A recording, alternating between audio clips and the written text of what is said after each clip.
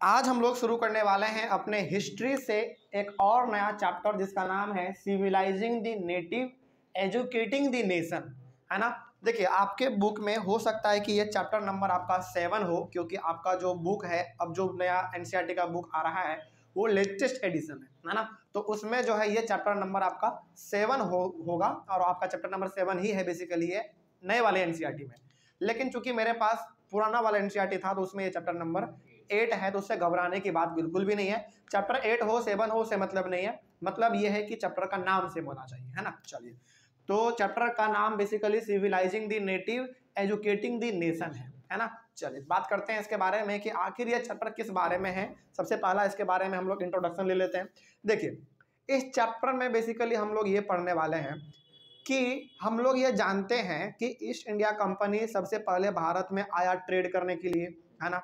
Trade करते करते उसका लालच बढ़ते चला गया, फिर वो हमारे राजा महाराजा नवाब इन सबको मारना पिटना शुरू कर दिया, उसके साथ युद्ध करना शुरू कर दिया, उसको हरा के उसको जान भी मार देते थे कभी कभी, तो है ना। फिर उसके राज्य को उसके सारे धन संपत्ति को वो लोग अपने कब्जे में ले लेते थे, हथियार लेते थे, है ना। फिर उसके बाद हमने देखा कि वो बाकी किसानों से कम पैसे देकर खेती बाड़ी भी करवाया किया करते थे, रेंट भी लेते थे, है ना, टैक्स भी लेते थे वो।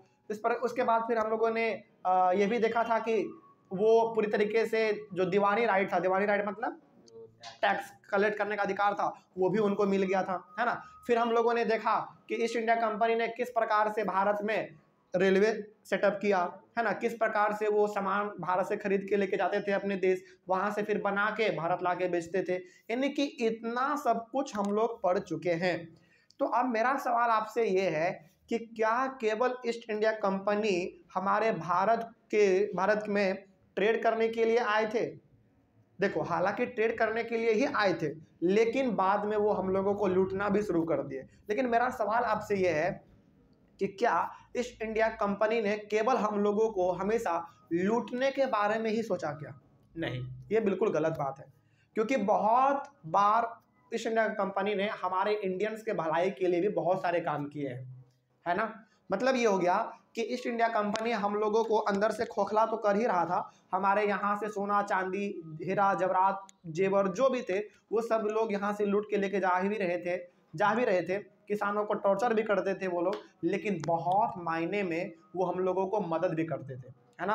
अब इसी चीज़ के बारे में हम लोग यहाँ पे पढ़ेंगे कि आखिर ईस्ट इंडिया कंपनी ने किस प्रकार से हम लोगों को एजुकेट किया, यानी कि हम लोगों को उन्होंने पढ़ाया, है ना। किस प्रकार से उन लोगों ने हमको सिविलाइज किया। सिविलाइज करने का मतलब होता है कि किस प्रकार से हमको अच्छी तरीके से जीना सिखाया, यानी कि साफ सुथरे तरीके से जियो, है ना, अपने लाइफ को बेटर तरीके से एकदम साफ सुथरे जगह में रहो, इस प्रकार का। तो चैप्टर के हेडिंग को पहले आप समझिए, लिखा हुआ है सिविलाइजिंग द नेटिव। यहाँ पे नेटिव का मतलब है हम लोग, हम भारत के लोग। तो सिविलाइजिंग द नेटिव का मतलब ये हो गया कि ईस्ट इंडिया कंपनी ने हम लोगों को पूरी तरीके से टॉर्चर भी किया, हम लोगों को लूटा भी, लेकिन उन लोगों ने हम लोगों को सिविलाइज करने का भी जिम्मेदारी उठाया था। सिविलाइज करने का तरीका, सिविलाइज करने का मतलब यहाँ पे ये है कि हम लोगों को उन्होंने बताया कि भाई इस तरीके से लाइफ को जिया जाता है। मतलब ये हो गया कि मान लीजिए यदि आपके आसपास साफ सफाई नहीं है तो वो कहते थे कि आप अपने आसपास साफ सफाई रखो। और सिविलाइजिंग का मतलब यहाँ पे ये भी होता है कि हमको ना जीने का एक अलग तरीका बताया कि ऐसे भी लाइफ को स्पेंड किया जा सकता है। मतलब ये हो गया कि हम लोग यदि पहले लड़ाई पीट में विश्वास रखते थे, तो यदि अंधविश्वास में हम लोग ज़्यादा भरोसा रखते थे, है ना, तो उन सारे चीज़ों को किस प्रकार से छोड़ना है ना, इन सारे चीज़ों के बारे में हम लोगों को उन्होंने बताया। बात समझ में आ रही है? उसके बाद है educating the nation. Educating the nation में यहाँ पे हम लोग ये देखेंगे, इसका मतलब भी ये हो गया कि उन लोगों ने हम लोगों को शिक्षित करने का भी जिम्मेदारी ले लिया था। मतलब देखिए, जब ईस्ट इंडिया कंपनी हमारे भारत में रूल करने के लिए आए ना, तो हम लोग पहले से बहुत मासूम आदमी थे, हम लोग पढ़ते लिखते तो थे, लेकिन उतना ज़्यादा एजुकेशन जो था हमारे बीच में उतना फेमस नहीं था। तो वो लोग आए तो उनको लगा कि भारत के लोगों के पास सब कुछ है, लेकिन ये लोग सिविलाइज नहीं है। सिविलाइज नहीं है मतलब इन लोगों के बीच में यूनिटी नहीं है, है ना, और ये लोग शिक्षित नहीं है, पढ़े लिखे नहीं है। तो इन लोगों ने हम लोगों को पूरी तरीके से सिविलाइज करने का भी जिम्मेदारी लिया और एजुकेट करने का भी जिम्मेदारी लिया कि भारत के लोगों को पढ़ाएंगे भी, उनको सिखाएंगे भी अलग अलग चीज़ों के बारे में, और उनको सिविलाइज भी करेंगे। सिविलाइज करने का मतलब सीधा सा कि हमारा जो लाइफ है किस प्रकार से हमको लाइफ जीना चाहिए, क्या क्या काम करना चाहिए, ये सारा कुछ हम लोगों को वो सिखा गए। यही हमारा पूरा का पूरा बात होगा इस चैप्टर में, ठीक है ना। चलिए तो शुरुआत करते हैं हम लोग। पहले देख लेते हैं कि कुछ पॉइंट यहाँ पे लिखे हुए हैं। जैसे सबसे पहला लिखा हुआ है, British in India not only wanted territorial conquest and control over revenue. जैसा कि हमने आपको कहा कि ईस्ट इंडिया कंपनी हमारे भारत में आए तो वो केवल और केवल हमारे भारत को कब्जा करना नहीं चाहते थे, या फिर वो केवल और केवल जो टैक्स उनको मिलता था, जो रेवेन्यू मिलता था, केवल वो लेना वो नहीं चाहते थे। मतलब ये हो गया कि हालांकि उनको टैक्स मिलता था, वो कब्जा भी करते थे, लेकिन क्या केवल उनका यही मकसद था? नहीं, वो तो ये सब चीज़ करते ही थे, लेकिन इसके अलावा भी उनका कुछ और मकसद था। क्या मकसद था? देखिए, they had a cultural mission. Cultural mission का मतलब यहाँ पे ये हो गया कि वो चाहते थे कि भारत के लोगों के बीच में जो कल्चर है, मतलब कि अब आपको मालूम है भारत में हिंदू भी है, मुस्लिम भी है, सिख भी है, ईसाई भी है, सबका कल्चर अलग है, सबका फेस्टिवल मनाने का तरीका अलग है, सबका फेस्टिवल अलग अलग है। तो उनका ना कल्चरल मिशन था।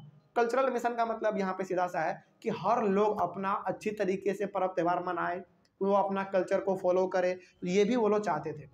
दे had to civilize the natives. उन्होंने सोचा कि भारत के लोगों को सिविलाइज किया जाए, मतलब कि उनको एक तरीके से शिक्षित किया जाए, and change their customs and values.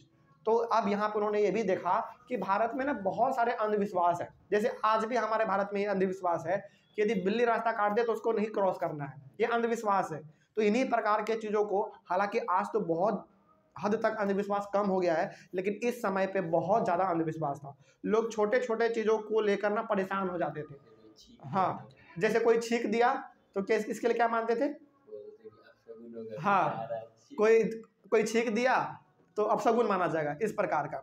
तो ये सारा का सारा चीज़ ना जब अंग्रेजों ने देखा तो उनको लगा कि कितना ज़्यादा भारत में अंधविश्वास है, तो उनको लगा कि ये सारा का सारा चीज़ यहाँ से हटाना पड़ेगा और भारत के लोगों को बताना पड़ेगा कि ऐसा कुछ भी नहीं होता है ना। तो यही सारा का सारा चीज़ हम लोग इस चैप्टर में पढ़ेंगे। तो मूल बात जो यहाँ पे ये है, वो आप यहाँ पे ये जान गए कि भारत में उन्होंने कंट्रोल किया, उन्होंने बहुत हम लोगों को लूटा भी, हमारे सारे धन संपत्ति पैसे को वो लेके चले गए, लेकिन इसके साथ ही साथ वो लोग हम लोगों को बहुत कुछ दे के भी चले गए। जैसे सबसे पहला गिफ्ट तो उनका रेलवे था, रेलवे वो लोग हम लोगों को दे के चले गए, रेलगाड़ी। दूसरा ये था कि वो लोगों ने हम लोगों को शिक्षित किया, हम लोगों को एजुकेट किया। अच्छा, अब आपके मन में सवाल आ रहा होगा कि सर, यदि ईस्ट इंडिया कंपनी हम लोगों को नहीं पढ़ाता, हम लोगों को नहीं लिखाता, तो क्या हम लोग आज उतना ज़्यादा पढ़ नहीं लिख सकते थे? नहीं पढ़ पाते क्या? जवाब है कि पढ़ तो पाते, लेकिन बहुत ही समय के बाद। ईस्ट इंडिया कंपनी ने उसको क्या कर दिया, बहुत ही जल्दी शुरुआत कर दिया। लेकिन हम लोग, हालांकि हम लोग शिक्षित होते, हम लोग पढ़ते लिखते, आगे बढ़ते, है ना, लेकिन बहुत ही बाद में, थोड़ा टाइम लग जाता। लेकिन यही चीज़ ईस्ट इंडिया कंपनी ने क्या कर दिया, बहुत जल्दी कर दिया, है ना। तो अंग्रेजों के समय में बहुत सारे ऐसे स्कूल थे जो कि अंग्रेज खुद चलाते थे, और उसमें गरीब से गरीब बच्चे भी आके पढ़ा करते थे। तो ईस्ट इंडिया कंपनी का केवल मकसद हम लोगों को लूटना नहीं था, हम लोगों को कुछ फैसिलिटी जो है प्रोवाइड करना भी था, ठीक है ना। चलिए, तो इसी के बारे में हम लोग इस पूरे चैप्टर में पढ़ेंगे, और हमारा सबसे पहला पॉइंट होने वाला है एनसीईआरटी के according, how the British saw education, ठीक है ना। चलिए, इसको हम लोग शुरू करते हैं अपने अगले वाले क्लास में। इस वाले क्लास में आपको इंट्रोडक्शन मिल गया कि क्या क्या हम लोग इसमें पढ़ने वाले हैं। तो यदि एक लाइन में हम बताना चाहें तो इस चैप्टर में बेसिकली हम लोग ये पढ़ेंगे कि ईस्ट इंडिया कंपनी ने भारत के लोगों को शिक्षित करने के लिए, पढ़ाने के लिए उन लोगों ने क्या क्या किया, कहाँ कहाँ स्कूल, यूनिवर्सिटी, कॉलेज क्या क्या उन लोगों ने खोले, है ना। ये सारा चीज़ हम लोग इसमें पढ़ने वाले हैं, ठीक है। चलिए, मिलते हैं अगले वाले क्लास में। Thank you very much.